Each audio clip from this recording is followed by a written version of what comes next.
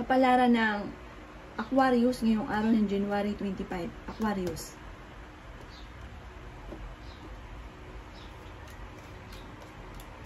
Sinasabi po dito na ating tarot card Aquarius na kayo daw po ay mapagbigay na tao. Napaka-generous daw po ninyo.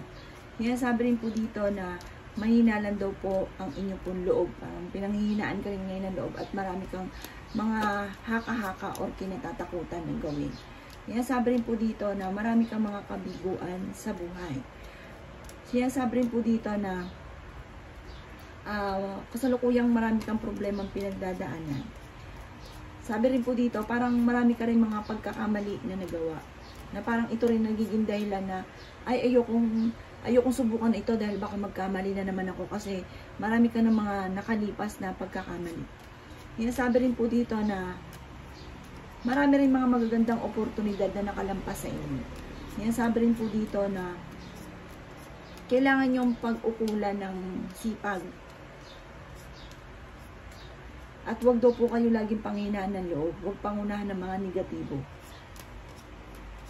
Sa ngayon, marami daw po parang mga conflict na mga pinagdadaanan nyo sa ngayon. Sinasabi rin po dito na marami kang kailangan pang malaman para mabuild lalo yung kaalaman ninyo. Mas mag-search kayo at alamin.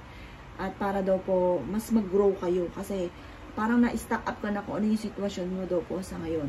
Parang may mga negatibo na nagaganap sa inyo sa ngayon or kung sa wala pa, maging aware ka dahil parang meron daw pong darating na parang hindi ganun kagandahan. Kaya mag-iingat daw po kayo. Or meron kong magiging desisyon na parang magkakamali ka. Sabi po dito, pag-aralang mabuti kung ano man daw po yung sitwasyon para hindi daw po parang maulit muli kung ano daw po yung dati mong pagkakamali.